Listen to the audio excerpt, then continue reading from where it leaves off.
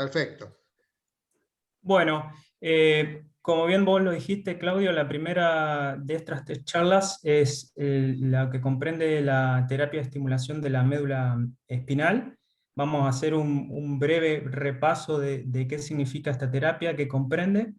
Vamos a revisar cuáles son sus indicaciones, cómo se compone un sistema de neuromodulación y vamos a ver un repaso también muy breve de lo que es el portafolio de productos de Medtronic para esta terapia en particular. En esta primera diapositiva, bueno, y contesta una de las primeras preguntas que surge cuando se habla de estimulación de la médula espinal, y es, bueno, ¿cómo está formado un sistema de neuromodulación? Básicamente un sistema de estimulación de la médula espinal se compone de tres componentes. Dos de ellos son necesarios y un tercero que puede ser opcional. El primero es un neuroestimulador, propiamente dicho. Un neuroestimulador es un dispositivo médico implantable que tiene una parte de hardware y una parte de software, que básicamente lo que genera es impulsos eléctricos en función de un seteo que se programa, y estos impulsos eléctricos, digamos, estimulan la médula espinal.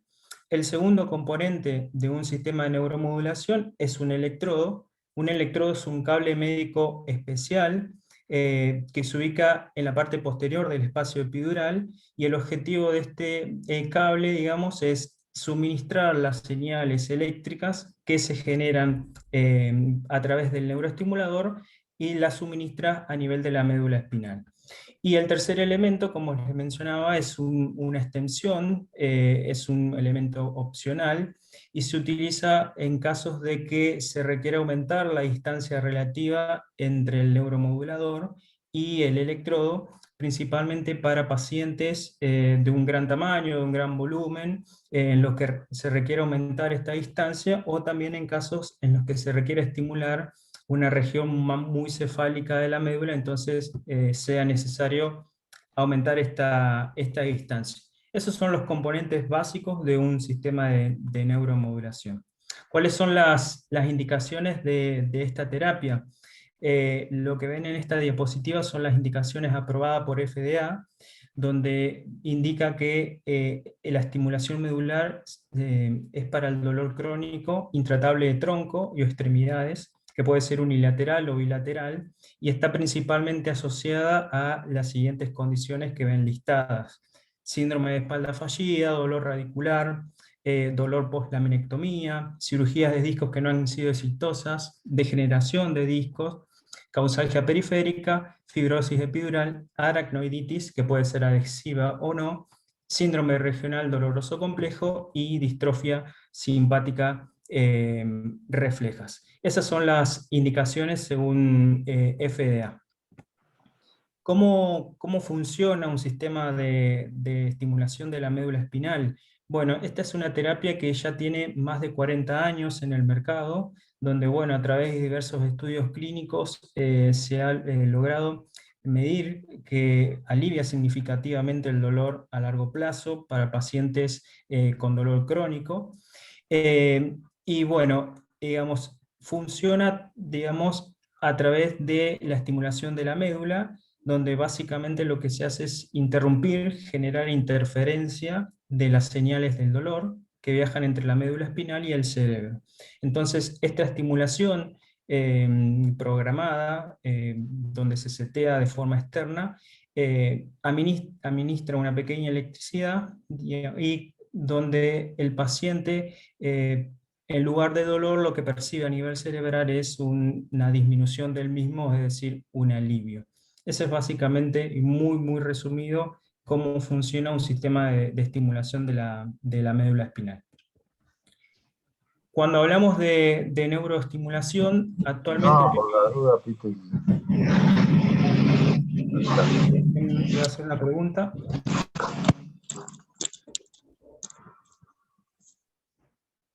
Bueno, cuando hablamos de neuromodulación, actualmente en el mercado se puede dividir en dos grandes ramas: estimuladores del tipo no recargable, con batería no recargable, y estimuladores con batería recargable. En lo que ven en pantalla es Medtronic tiene ambas plataformas disponibles, tanto recargables como no recargables, y lo que ven en la diapositiva en pantalla es la plataforma no recargable que se denomina Pride Advance, cuyo código es 97702. Esta es una plataforma multiprogramable, compatible con resonancia de cuerpo completo y que puede manejar hasta 16 electrodos o polos de estimulación. Asociado a este neuroestimulador, el paciente puede hacer uso de un programador, un control de mano, donde él mismo puede ajustar la estimulación, encender o apagar, digamos, el dispositivo y a entrar al modo de resonancia magnética o entre otras capacidades. Eso es básicamente el portafolio de Medtronic en cuanto a tecnología no recargable. Cuando hablamos de estimulación de la médula espinal con tecnología recargable, actualmente Medtronic tiene en el mercado la plataforma que se denomina Intellis. Esta plataforma, que es la que ven en pantalla, que digamos, está formada por un neuroestimulador implantable, un estimulador externo y todo un sistema de recarga, control de mano y sistema de programación. Este dispositivo implantable actualmente es el más pequeño del mundo, y que sea más pequeño no es solo una cuestión anecdótica, sino que desde el punto de vista estético, desde el punto de vista de la generación de la incisión y la cicatrización, mejora notablemente, digamos, la recuperación post-implante del paciente. Asociado, esta plataforma también tiene algunas otras características desarrolladas específicamente para Intelis, que básicamente nos permiten adaptar la terapia, personalizarla para el paciente. Tiene a su vez Medtronic el desarrollo de un protocolo específico para la estimulación de la médula que se denomina protocolo DTM, y es actualmente también la plataforma, junto con la recarga, con la no recargable, que mejores capacidades en cuanto a resonancia magnética en el mercado. En esta diapositiva vemos los dos modelos de esta plataforma recargable. En la izquierda ven el modelo que se denomina 97715, que su nombre es Intellis con Adaptive Steam, y digamos, tiene una capacidad de ser multiprogramable, también es compatible con resonancia de cuerpo completo, permite hacer ajustes de la terapia en función de la postura del paciente, y asociados a estos ajustes, el médico o el tratante puede hacer reportes objetivos. El segundo modelo de esta plataforma se denomina Intellis a secas, cuyo número de código es el 97716, y básicamente tiene las mismas capacidades, nada más que no permite hacer ajustes posturales, ni tampoco tiene la capacidad de hacer este tipo de reportes que les nombré recién. Pero tiene las mismas capacidades de programación y de compatibilidad con resonancia. Como les mencioné recién, la tecnología DAT-STIM, que es una tecnología específica desarrollada por Medtronic, permite adaptar automáticamente la intensidad del estímulo que siente el paciente frente a los cambios posturales. Esto genera un gran beneficio para el paciente, porque si sabe que la estimulación en algunos casos y en algunas posturas específicas puede generar alguna molestia al paciente, entonces a través de un sensado interno el dispositivo automáticamente permite anticiparse a los movimientos, y de esta forma permite anticiparse a la generación de molestias por la estimulación. Esta es una tecnología que actualmente tiene solo Medtronic en el mercado. Asociado a estos ajustes de postura, de intensidad en función de los cambios posturales, es que el médico puede hacer uso de la tecnología que se denomina Snapshot. Esta tecnología nos permite guardar toda la información que sea relevante, incluidas imágenes de fluoroscopía, datos del dispositivo, dentro del implante mismo. Nos permite hacer reportes del uso de la estimulación, de cuál es la tendencia del movimiento, de cuál es la mejora en cuanto a las funcionalidades del paciente, cómo realiza las recargas, etc. Todo esto nos permite guardarlo dentro del implante y de esta forma el paciente es totalmente independiente de una zona geográfica, de un médico o de un técnico que realiza la programación. Como toda esa información se guarda dentro del implante, el paciente en cualquier punto del mundo, cualquier técnico de Medtronic puede, digamos, recobrar esa información y hacer uso de estos datos. Entonces es también una tecnología muy, muy interesante. En esta diapositiva vemos lo que se denomina tecnología overdrive. Medtronic desarrolla sus propias baterías. Esto hace que sean muy robustas y permite que la plataforma Intelis se recargue de 0 a 100% en aproximadamente una hora. Esta es una gran capacidad de recarga.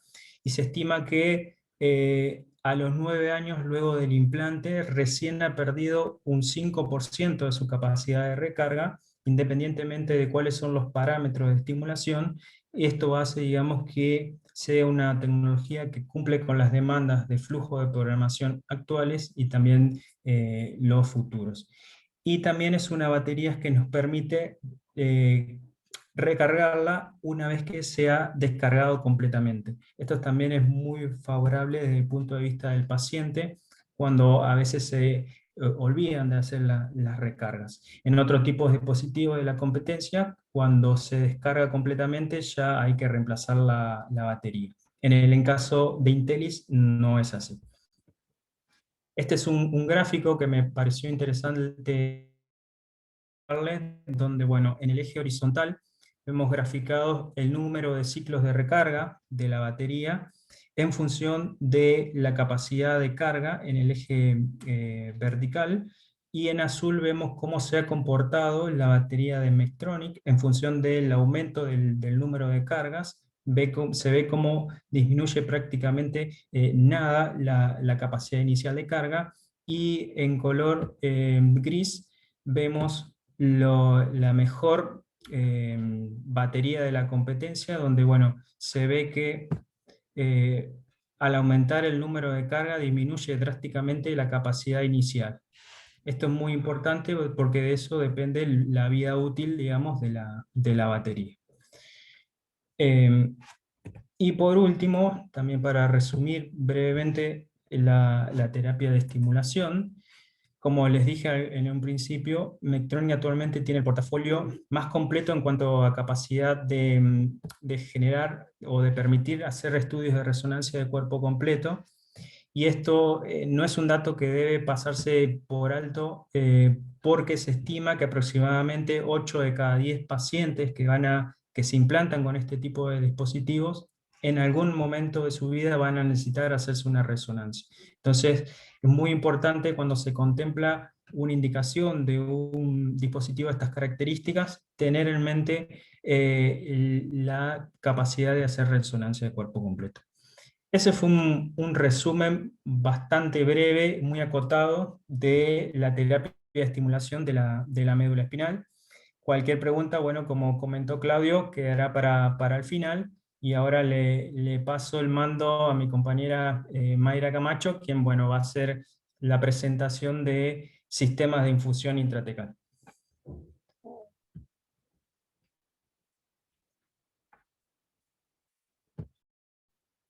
¿Qué tal todos? Un gusto. Mi nombre es Mayra Camacho y soy especialista clínica para todo lo que es sistema de infusión intratecal o la Synchromed 2 para Medtronic.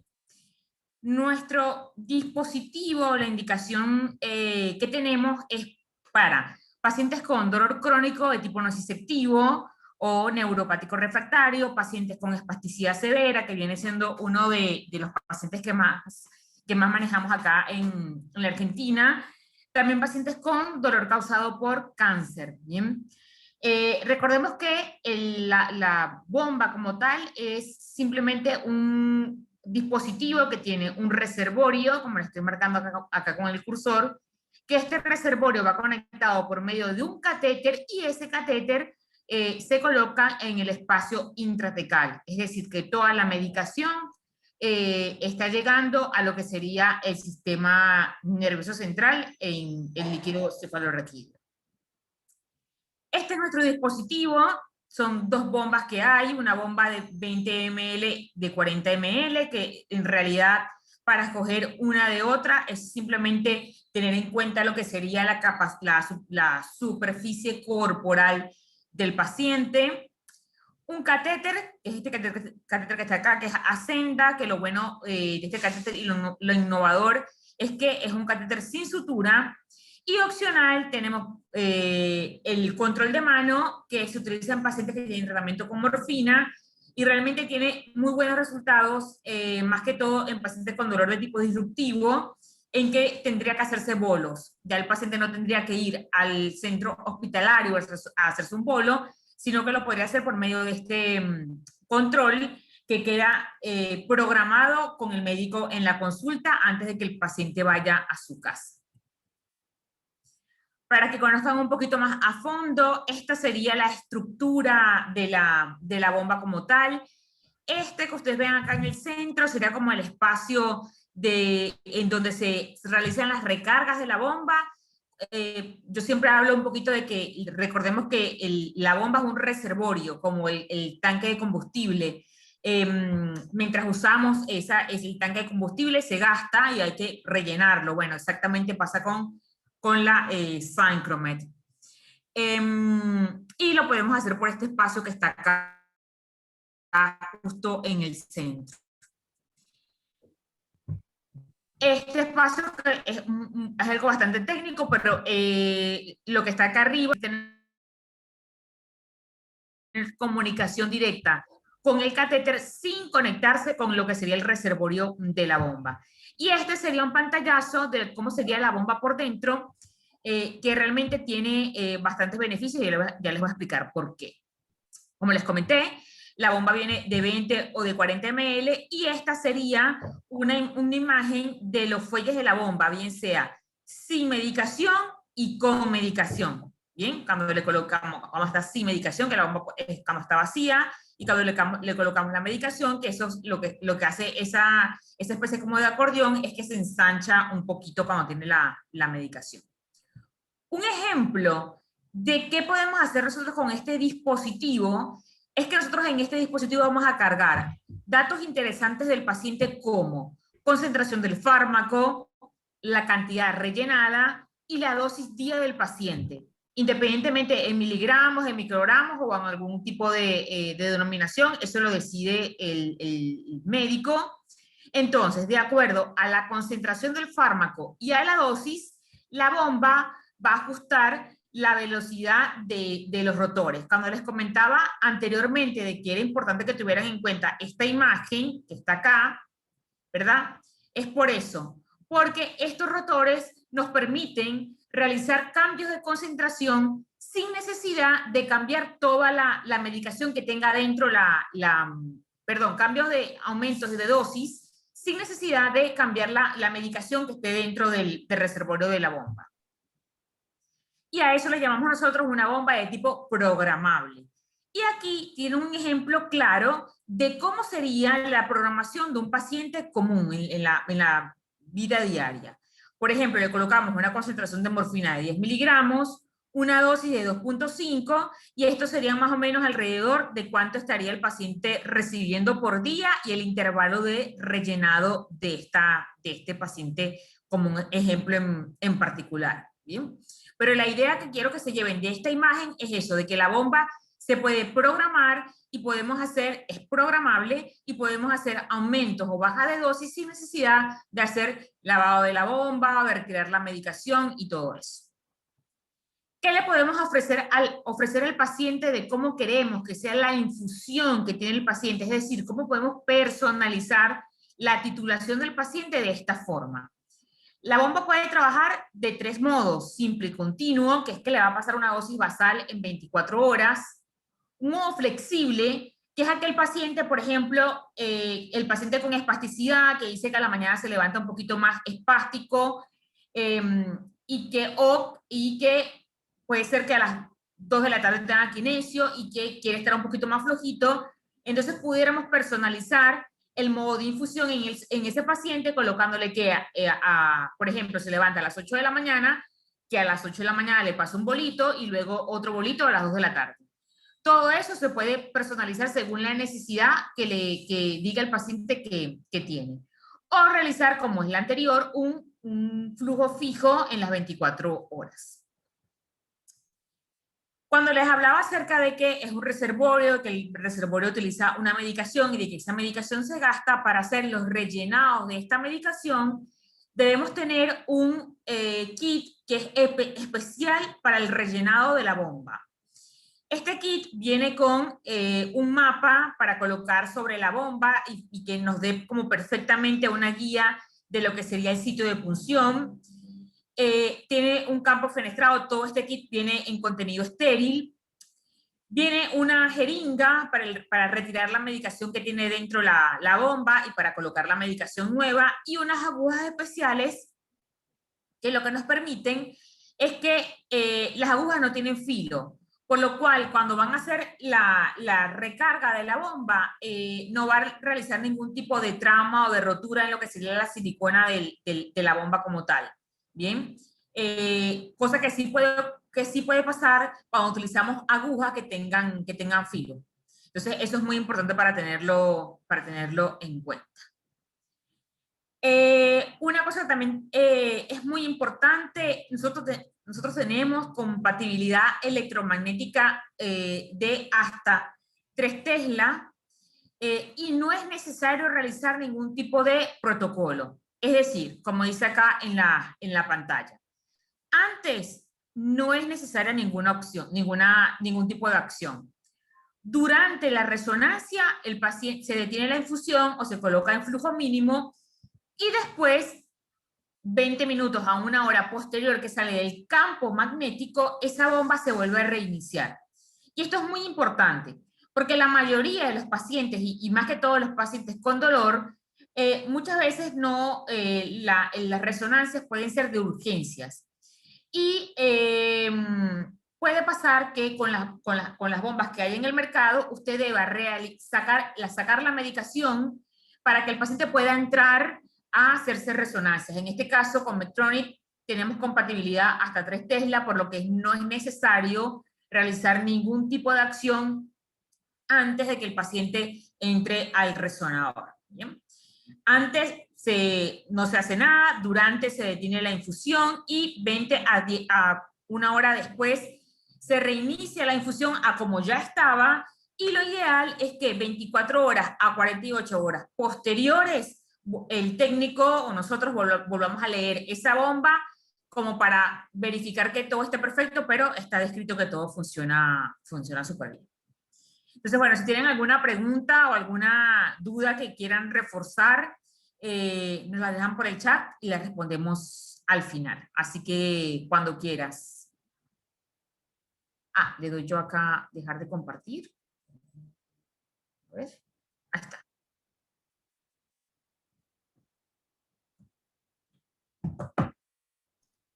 Listo, muy buenas tardes.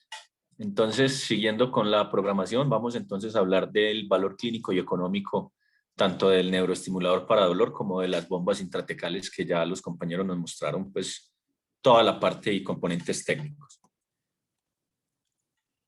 Voy a dejar de compartir acá porque les voy a poner un video y tengo que colocar en compartir que comparte el sonido. Ahora sí. ¿Están viendo la pantalla ya? Sí, se ve, perfecto. Listo. Aquí les voy a poner un videito para explicarles de una forma muy interactiva y muy completa lo que es un neuroestimulador para dolor. Es un videito que dura 1 minutico aproximadamente. Me cuentan si escuchan el sonido del video. El dolor neuropático aparece por una lesión o daño en el funcionamiento del sistema nervioso, que comienza a interpretar estímulos sensoriales normales como si fueran sensaciones muy dolorosas. Perfecto, se escucha muy bien. El dolor crónico de la espalda, la parte trasera del tronco, las piernas y los miembros inferiores puede tener diversas causas. En todos los casos, sin embargo, afecta de manera importante la calidad de vida de los pacientes que lo padecen. El dolor viaja desde su zona de origen a través de los nervios y asciende por la médula espinal hacia el cerebro, donde es procesado como sensación de dolor. Cuando el dolor neuropático lleva 6 meses o más de duración y no ha respondido a tratamientos conservadores, se considera crónico. El paciente puede ser tratado por todo tipo de especialistas, desde psicólogos hasta neurólogos. Aún así, hay pacientes a los que no les funcionan los tratamientos convencionales, quirúrgicos y no quirúrgicos. Los tratamientos más modernos para este tipo de dolor crónico actúan directamente en los nervios, modificando los estímulos dolorosos. Se puede aplicar analgésicos locales en los nervios y, no logrando éxito, existen las terapias de neuromodulación. Un neuroestimulador es un aparato similar a un marcapaso que el paciente porta debajo de la piel. Es colocado por un médico mediante cirugía en la zona del abdomen o cerca de la cintura. El neuroestimulador administra pequeños impulsos eléctricos a zonas cercanas a la médula espinal.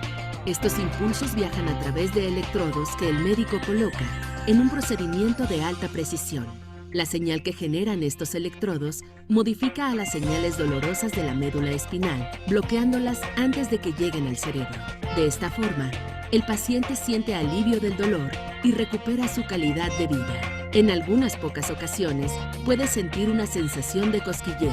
Una vez que el aparato ha sido implantado por el médico, este procederá a modular el dolor utilizando un control externo.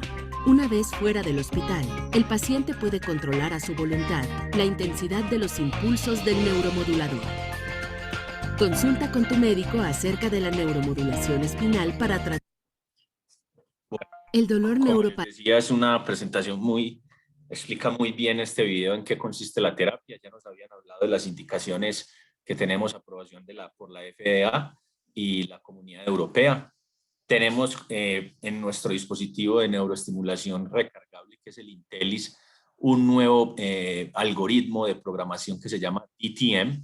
Es un algoritmo que se llama múltiples objetivos diferenciales, donde la terapia para el dolor de espalda y extremidades con este algoritmo de programación ha probado una mejora significativa en los pacientes versus los modelos tradicionales de programación de los neuroestimuladores.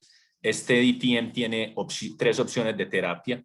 Se programan 4 señales en 6 objetivos anatómicos y con 6 amplitudes de onda de pacientes, lo que al final lleva a que se haga este algoritmo que, como les digo, se llama DTM y mejore muchísimo el control del dolor crónico de espalda y de extremidades en los pacientes. Hay un estudio randomizado, controlado, aleatorizado, donde se hizo un corte a los 3 meses con este nuevo algoritmo de programación DTM, que, como les digo, lo tiene nuestra plataforma Intellis, donde a los 3 meses más o menos el 80% de los pacientes responden a este nuevo algoritmo, comparado con un 51% con el mecanismo convencional de estimulación. Y al año tenemos una respuesta de los pacientes de un 84%. Y de estos pacientes, casi un 70% tienen una respuesta profunda de alivio del dolor. O sea que mejoran más de un 80% el dolor que traían de base los pacientes. Entonces, este algoritmo de programación que acompaña nuestra plataforma Intellis es, como les digo, un algoritmo que garantiza que la terapia tenga mucha mejor tasa de respuesta en los pacientes que los mecanismos de programación convencionales. Y está disponible solo pues para Medtronic. Tenemos niveles de evidencia para las diferentes patologías. En espalda fallida tenemos nivel de evidencia 1A. En angina refractaria tenemos nivel de evidencia 1A. Doloroso complejo, nivel de evidencia 1A, y en dolor crítico crónico de extremidades, nivel de evidencia 1B. Hablando un poquito de epidemiología, sabemos que el dolor lumbar es una de las causas más comunes de incapacidad en el mundo, que es una patología muy frecuente con una alta incidencia y prevalencia. En la mayoría de países europeos, estas afecciones musculoesqueléticas son las principales causas de ausentismo laboral. En el Reino Unido, el dolor lumbar es el causante del 12.5% de incapacidades y en Suecia del 13%. Y esta incidencia de espalda fallida, que es cuando el paciente se realiza una cirugía de columna por un dolor crónico mecánico, y el paciente continúa con dolor, eso es lo que llamamos espalda fallida, que después de la cirugía el paciente continúa con dolor, tiene una incidencia entre el 20 y 40% de todos los pacientes que se operan. O sea que es una patología muy frecuente. En Colombia, como les mostraba en la reunión pasada, también hicimos una evaluación económica comparando el neuroestimulador versus reoperar un paciente ya con espalda fallida, o sea, volver a operar un paciente en el cual no funcionó una cirugía previa, reintervenir el paciente en nuestro país, en Colombia, es una terapia altamente costo efectiva. Sí, ya que los pacientes que se reintervienen por espalda fallida son pacientes que tienen mucho más riesgo de quedar con fibrosis medulares y con complicaciones permanentes y con dolor permanente debido a que la cirugía ya es más compleja y, como les digo, puede traer muchas más complicaciones. Los estudios de costo efectividad en el mundo publicados sobre la neuroestimulación de dolor para pacientes con espalda fallida. Este primer estudio publicado en el 2015 en el Reino Unido nos muestra que en este país es una terapia costo efectiva versus la reintervención quirúrgica. Y este estudio abajo hecho en Estados Unidos nos dice que, de acuerdo a los costos de la cirugía de reintervención de espalda fallida en Estados Unidos, es más barato tratar los pacientes con neuroestimulador que volverlos a operar, como les digo, por los costos que tienen las cirugías de reintervención y el material de osteosíntesis en Estados Unidos.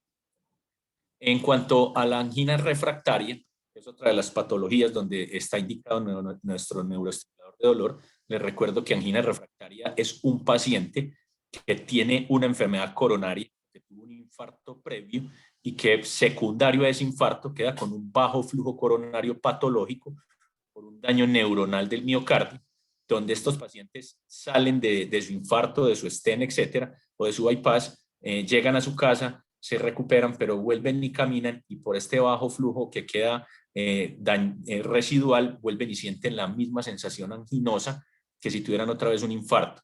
Entonces estos pacientes vuelven y consultan a los servicios de urgencias, vuelven y les hacen cateterismos y todo es negativo, porque el paciente en realidad no tiene una nueva obstrucción coronaria, sino que su dolor es por el bajo flujo que queda secundario al daño miocárdico. Y en esta patología la neuroestimulación es altamente efectiva. Estos dos estudios nos muestran que es un tratamiento seguro que disminuye el consumo de nitratos en estos pacientes, mejora la calidad de vida de los pacientes que sufren la enfermedad y también aumentan el tiempo de ejercicio, haciendo que los pacientes entonces puedan tener mucha mejor calidad de vida con esta patología y con el neuromodulador. En síndrome doloroso regional complejo, que es una enfermedad que consideramos complicada tanto en diagnóstico como en tratamiento. Son pacientes que pueden tener un antecedente previo de un trauma en alguna extremidad o en algún sitio del cuerpo y secundario a ese trauma o a esa enoxa queda un dolor secundario permanente intratable. Estos pacientes con síndrome doloroso regional complejo pueden tener incluso manifestaciones vasculares periféricas de acuerdo a su patología y a su nivel de dolor. No hay una guía específica para decir cuándo colocar el neuroestimulador de dolor en estos pacientes con síndrome doloroso regional complejo. Está en criterio del médico anestesiólogo, pero en los pacientes que ya son refractarios y para evitar una posible adicción a morfina o opiáceos, etcétera, tienen como alternativa los neuromoduladores con una excelente respuesta. En este estudio, por ejemplo, publicado en el 2016, se demuestra que los pacientes que tienen una percepción de alivio del dolor, una mejora y satisfacción en calidad de vida comparado con el manejo médico convencional en esta enfermedad. Y en el tema de dolor por isquemia crítica de extremidades, que es la enfermedad arterial oclusiva crónica, donde los pacientes tienen problemas de flujo arterial.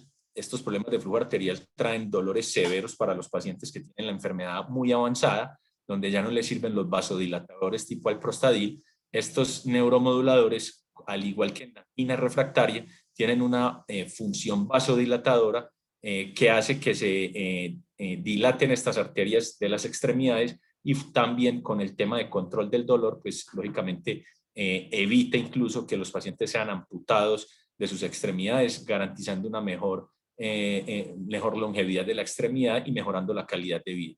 Entonces también es un tratamiento muy innovador en este punto. Y en este estudio último les quiero mostrar que en este resumen de evaluaciones económicas, una revisión sistemática de evaluaciones económicas de los neuroestimuladores para dolor, demuestran que son costo efectivos cuando hablamos de dolores neuropáticos por espalda fallida, síndrome doloroso regional complejo y dolor de espalda y extremidades. Sigue siendo una terapia costo efectiva versus otras intervenciones cardiológicas en pacientes con angina refractaria y en pacientes con isquemia crítica de extremidades que ya no les queda ninguna opción más. También ha demostrado en periodos prolongados de tiempo que es una terapia altamente costo efectiva. Entonces, en pacientes con síndrome doloroso regional complejo, el médico que remite son siempre los algesiólogos, ¿sí? los especialistas en dolor. Como les decía, no hay un escalamiento definido para llegar al neuromodulador, queda criterio médico, y esta decisión la toma el especialista pasándola lógicamente por un staff médico.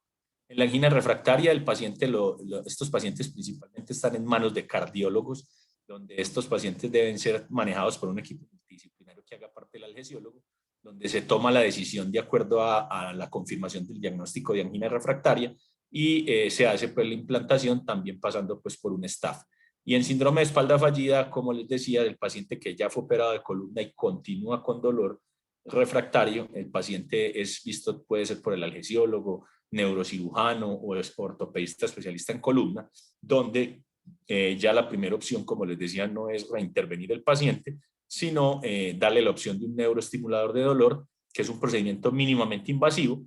Estos dispositivos de dolor tienen un periodo de prueba de 14 días antes de la implantación del dispositivo definitivo, donde en esos 14 días se espera que el paciente tenga una mejoría del 50% más de su dolor de base, y si se cumple con este criterio, el paciente se implanta con el dispositivo definitivo. Entonces, en espalda fallida, pues se le da esta opción al paciente, primero que una reintervención quirúrgica que, como les digo, tiene altísimas complicaciones. Aquí hay un pequeño flujograma pues en el tema de síndrome de espalda fallida, como para que miren cómo se hace la autorización del neuroestimulador. El paciente tiene espalda fallida, lo evalúa un algesiólogo neurocirujano especialista en columna. Se hacen otros procedimientos previos, lógicamente se hacen bloqueos, risotomías, opioides, medicamentos convencionales. El paciente continúa con dolor.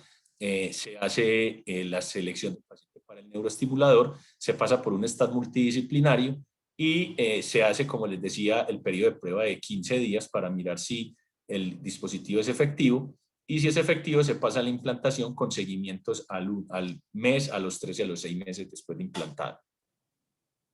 Listo. Ahora pasamos al tema de las bombas, que es el segundo dispositivo pues, que vamos a hablar hoy. Tenemos entonces que las bombas intratecales para manejo de dolor crónico, tanto oncológico como no oncológico, pueden ser ordenadas tanto por neurocirujanos, anestesiólogos, fisiatras en el caso de espasticidad y baclofeno, algesiólogos y paliativistas en el paciente oncológico.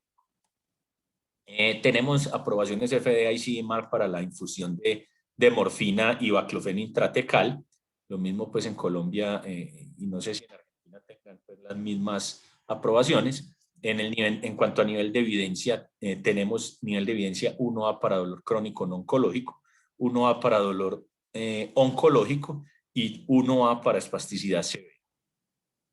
En cuanto al dolor oncológico, datos epidemiológicos, más o menos el 55% de los pacientes en tratamiento de cáncer tienen dolor, un 39% de los pacientes con cáncer en remisión y un 66% de pacientes con cáncer en enfermedad avanzada metastásica reportan dolores moderados a severos.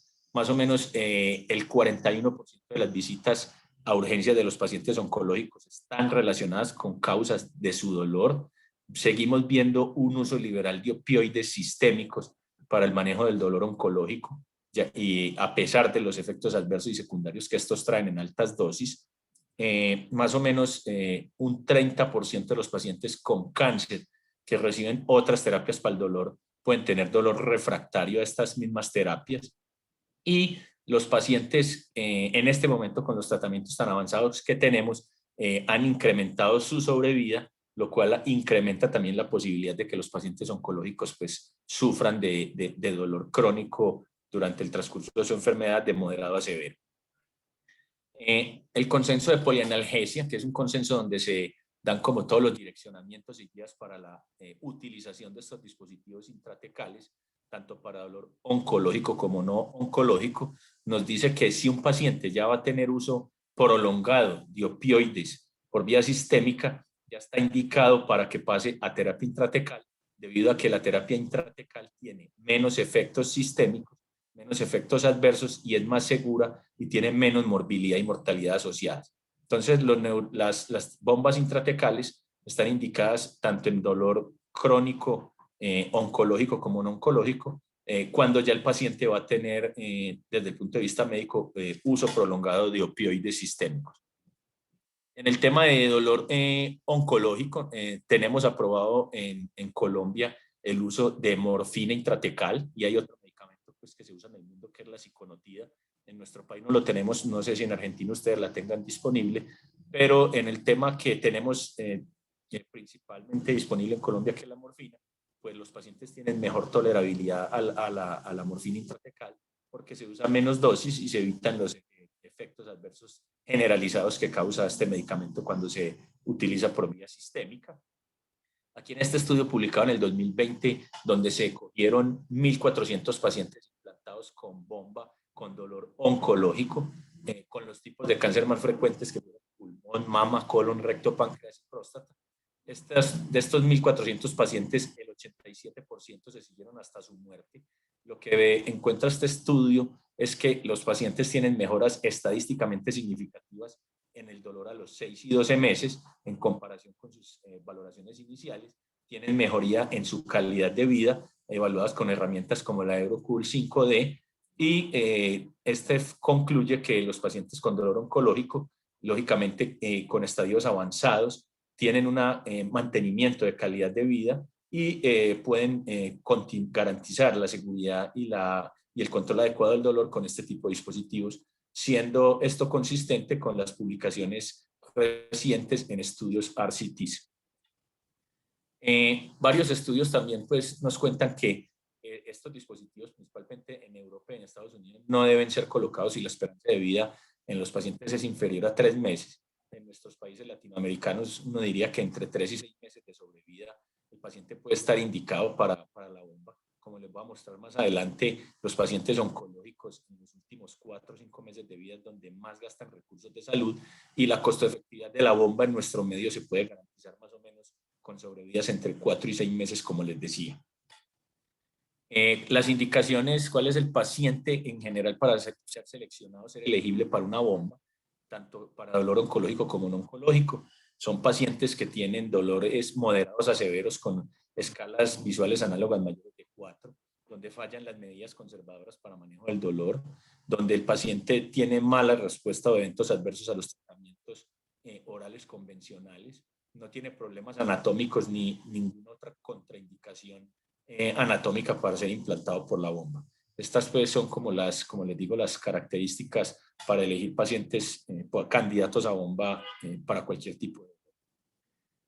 Y en cuanto a evaluaciones económicas de este dispositivo, este estudio que tenemos acá abajo, publicado en el 2016, hecho en Estados Unidos, demuestra que los pacientes implantados con bomba intratecal versus el manejo médico convencional tienen ahorros para el sistema de salud americano después de los 3 meses de implantados, teniendo en cuenta los costos del implante y la utilización pues, de medicación, etcétera.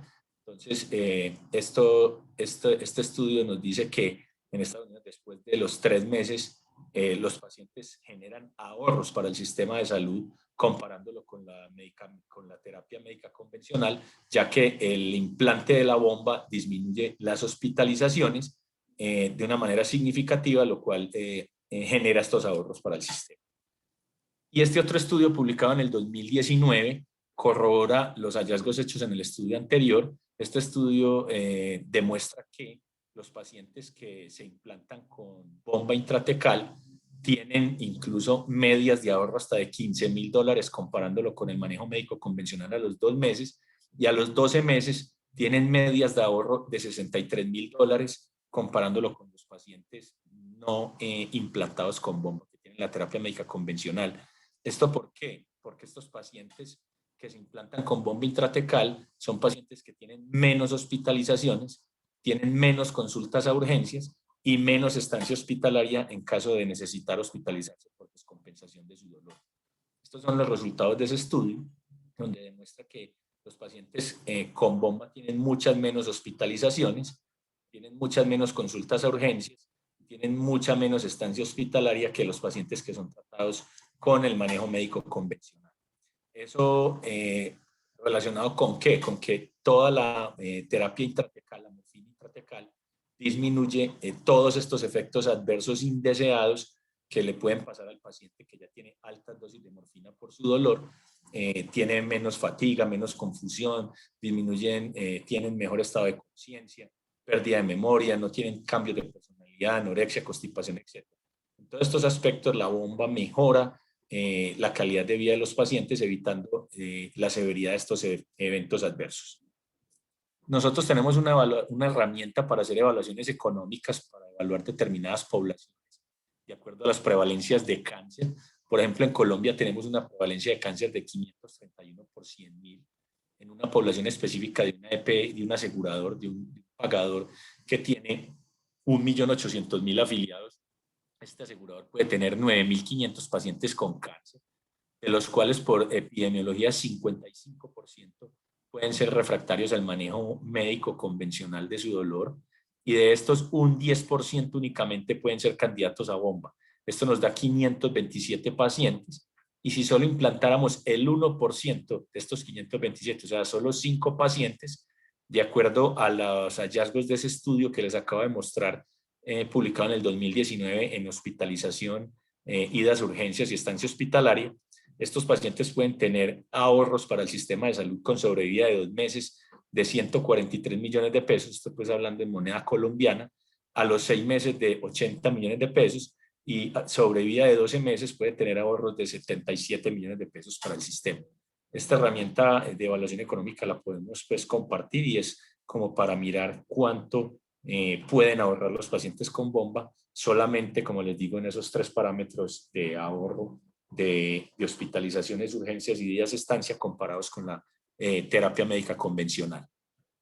Y en esta última diapositiva, para decirles que 300 miligramos de morfina oral equivalen solo a 1 miligramo de morfina intratecal, lo cual, como les digo, es una muy mínima dosificación que hace que el paciente tenga mínimos eventos adversos, mejor tolerabilidad, mejora de su calidad de vida que la terapia médica con opiáceos orales o convencionales. En el tema de espasticidad, como hablaban ahorita, el tema del baclofeno, la espasticidad es una enfermedad que puede afectar a niños que tienen encefalopatía hipóxico-isquémica. Son esos niños que vemos en los centros comerciales en las sillitas de ruedas, que son como comprimiditos, como que no se pueden mover debido a, como les digo, esas encefalopatías hipóxico-isquémicas. La espasticidad también puede ser secundaria a traumas craneoencefálicos, a accidentes cerebrovasculares, etc.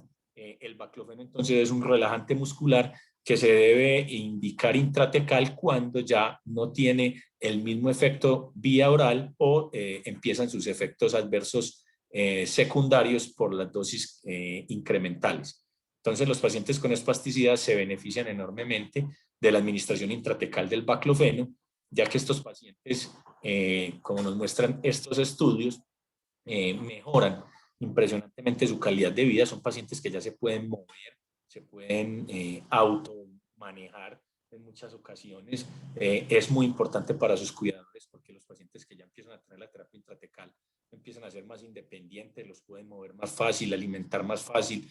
Estos pacientes tienen mejoría muy significativa en cuanto a calidad de vida. Entonces, en cualquiera de las causas de patología, de la patología de la espasticidad, está indicado utilizar el baclofeno de forma intratecal, como les decía, en los pacientes ya refractarios al medicamento oral o con eventos adversos intolerables por el mismo medicamento. Y en Colombia tenemos una evaluación económica que demuestra que es una terapia costo efectiva comparándola con el uso de baclofeno oral sencillito, debido a que tiene ahorros significativos en el sistema de salud, porque los pacientes con la bomba intratecal y el baclofeno tienen menor utilización de servicios de salud, tienen mejoría en calidad de vida, muy significativa comparado con, como les digo, los tratamientos con baclofeno oral o terapia con toxina botulínica. Y eso es todo. Esa era toda la presentación que tenía. Ahora pasemos a la sección de preguntas y respuestas. Bueno, como de costumbre, como ya nos tienen acostumbrados, excelente expositor, todos, los tres, excelente exposición. Realmente, bueno, se le empieza a perder un poco el miedo a estas tecnologías que todavía en nuestro medio son media como exclusivas, ¿no? Poco frecuentes, o complicadas o inalcanzables, pero realmente, bueno, es realmente maravilloso cómo la tecnología nos va a ir ayudando, ¿no?, a mejorar la calidad de vida de este tipo de pacientes, los espásticos, sobre todo, lo que tiene este tipo de dolor, calidades de vida que son realmente muy, muy malas, y cuyos tratamientos previos, farmacológicos, quirúrgicos, hasta psicológicos o psiquiátricos, han fracasado.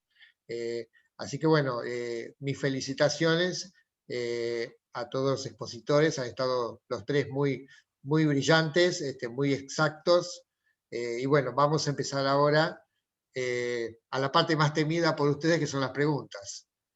Así que bueno, acá en el chat estoy viendo, ratificando las felicitaciones. Hay una primera pregunta, yo la hago y luego ustedes pueden, si quieren contestar, la persona que esté, digamos, quien quiera responderla. Esta pregunta dice: ¿cuáles son los resultados del uso del neuroestimulador para pacientes con espasticidad severa post-ACV? La doctora Liliana Iglesias, de la revista CISalud. Esa pregunta, para espasticidad no es neuroestimulador. Para espasticidad utilizamos la bomba intratecal, donde, como les mostré en la presentación, el último estudio publicado, que se llama el estudio Sisters, que fue hecho precisamente en pacientes espásticos post-ACV, estos pacientes tienen una excelente respuesta con la bomba y el baclofeno. Son pacientes que recuperan su calidad de vida, como les decía, son pacientes que recuperan la movilidad, pueden hacer sus actividades de la vida diaria. Lógicamente, todo enmarcado en la discapacidad general con la que quede el paciente, ¿cierto? Porque a veces la bomba beneficia en un gran porcentaje, puede ser mucho a los cuidadores, porque un paciente espástico que no se pueda maniobrar, que no se pueda vestir porque los músculos no permiten que se le muevan ni los brazos, ni la cabeza, ni nada, al final también pueden ayudar mucho a sus cuidadores en que ya estos pacientes tienen relajación muscular y pueden ser fácilmente cambiados de posición, sentados, acostados, se les puede dar mejor los medicamentos, la comida, etc. Entonces, este tipo de dispositivos en pacientes con espasticidad secundaria, accidente cerebrovascular, tienen una mejoría enorme, tienen como les digo, tanto de los síntomas del paciente como también como la mejoría en la calidad de vida de los cuidadores. Perfecto. Otra pregunta. En el caso de que paciente que tenga este tipo de dispositivo fallezca, ¿este dispositivo es reutilizable? ¿Se recupera el dispositivo? No.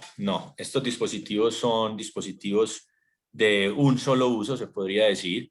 Esta pregunta es muy frecuente en nuestros chats de Medtronic, sobre todo con el tema de las bombas para paciente oncológico, donde el paciente fallece y la familia es preocupada porque es un dispositivo de alto costo, que si alguien más lo puede usar o aprovecharse de esta tecnología. Lastimosamente la respuesta es no. Por temas de bioseguridad son equipos no reutilizables. Cuando el paciente fallece, en caso de ser extraído el dispositivo, debe ser desechado bajo las medidas de bioseguridad de cualquier tipo de consumible médico en riesgo, ¿sí? Pero no se puede reutilizar ni el neuroestimulador, ni las bombas, ni ninguno de los neuroestimuladores cuando el paciente fallece o es explantado, cualquiera de las dos. Ok. Otra pregunta es, en el caso de la neuroestimulación, para bloquear, digamos, el dispositivo que bloquea electrónicamente el impulso nervioso en el caso de dolor crónico. Bueno, es sabido que la farmacología trabaja sobre receptores, bloqueo de ciertas citoquinas que son causantes de dolor. Sabemos que, digamos, que el impulso nervioso es una despolarización, ¿sí?, de la membrana neuronal. ¿Cuál sería, digamos, la forma exacta en que otro impulso eléctrico, digamos, se logra oponer o puede de alguna manera anular este impulso nocivo? ¿Cómo el impulso eléctrico del neuroestimulador logra bloquear de alguna manera el impulso nervioso que nos da la sensación de dolor?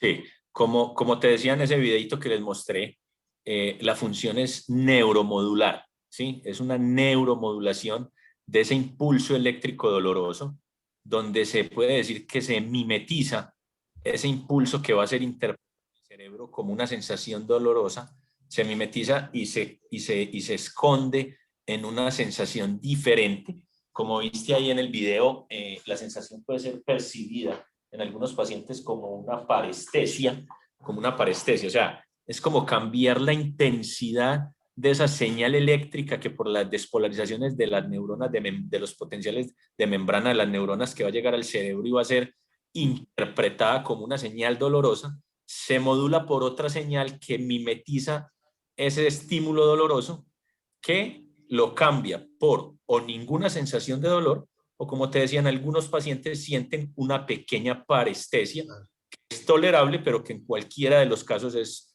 mejor que la sensación dolorosa previa a la implantación. Perfecto. Otra pregunta quizás sea para Mayra.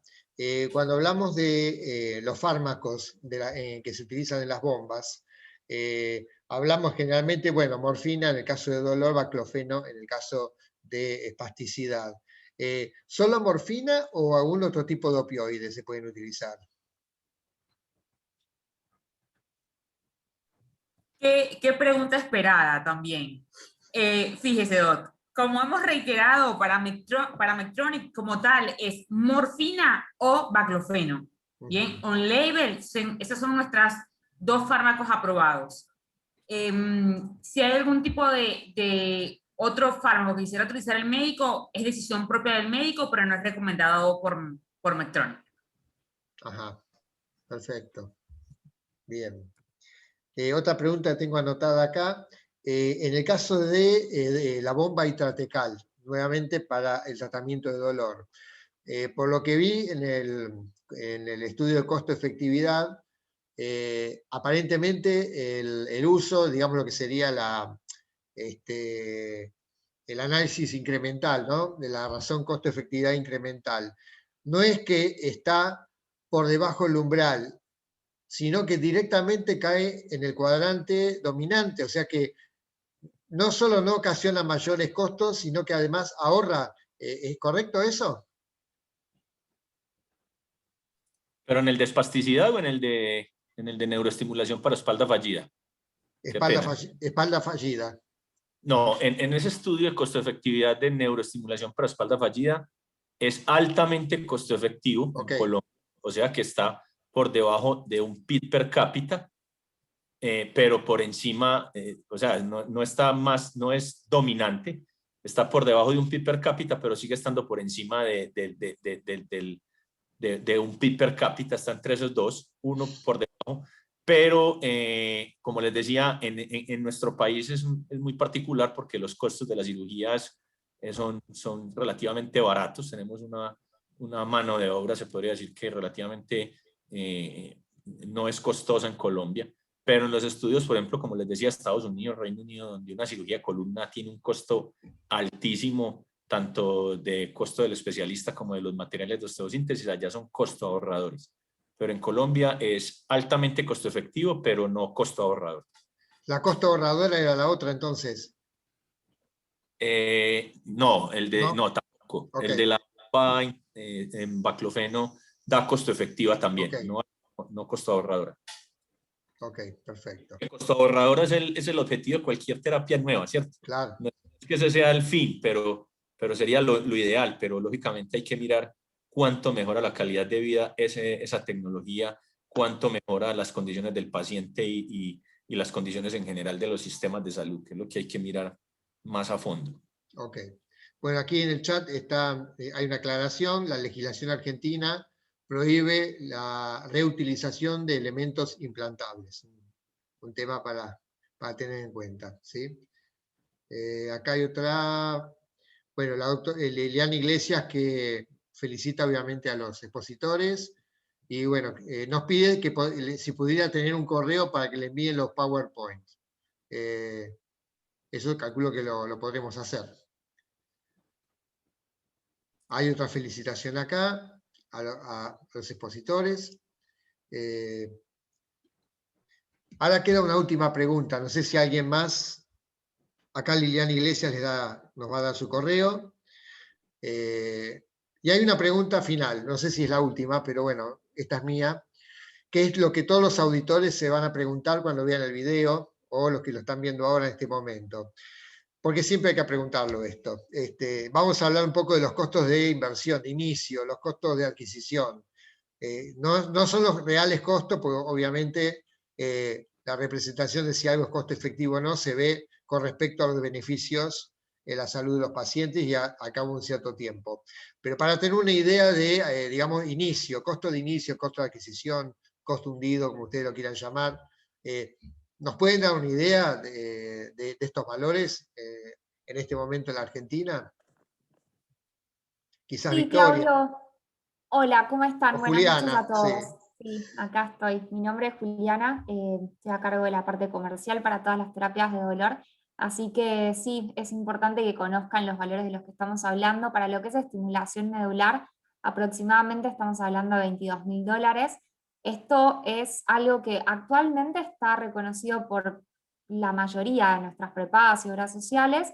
Y lo que son bombas de infusión intratecal están rondando los $16.000. Esto dependerá de si el paciente está en Buenos Aires. A veces cuando el paciente está en el interior hay algunos gastos mínimos asociados que pueden hacer que ese número se distorsione en el buen sentido, porque, como bien dijeron los chicos, esto requiere asistencia continua, viajes, controles y demás. Pero bueno, esos son como para que tengan un estimado los valores actuales. Perfecto. Bueno, si tienen alguna inquietud más, alguna pregunta más, aprovechen que tenemos expositores de lujo. Bueno, si no, pueden luego escribirnos al mail de Sadam, si alguno tiene alguna duda, alguna consulta, que nosotros gustosamente los vamos a derivar. Bueno, no queda más entonces que agradecer. Excelente la exposición de Nelson Correa, de Mayra Camacho, del doctor Juan Teles 10, esta vez lo dije bien, y obviamente también agradecemos a todos los presentes, a Victoria, a Juliana, por, digamos, este acompañamiento, esta participación, y haber tenido la oportunidad de poder intercambiar en este breve encuentro conocimiento de esta tecnología, ¿no? Que creo que todavía lo estamos viendo como algo excepcional, inalcanzable, difícil, y que yo creo que con el correr de los años esto se va a incrementar y de alguna manera esto va a abrir la puerta a tratamientos que hoy realmente todavía ni siquiera nos imaginamos. Así que bueno, les agradecemos en nombre de Sadam a todos habernos acompañado, y bueno, vamos a tener una cuarta sección dentro de 2 semanas, para los cuales, bueno, los vamos a estar invitando y vamos a continuar explorando este mundo que es apasionante. Así que bueno, agradecemos a todos. Quiero ver si hay alguien más. Bueno, obviamente el chat lleno de agradecimientos y felicitaciones. Así que bueno, nos estamos viendo entonces muy pronto. Muchas gracias a todos y nos vemos. Hasta luego y gracias. Que estén bien. Hasta luego. Gracias. Felicitaciones. Hasta luego. Gracias, buenas noches. Gracias, adiós.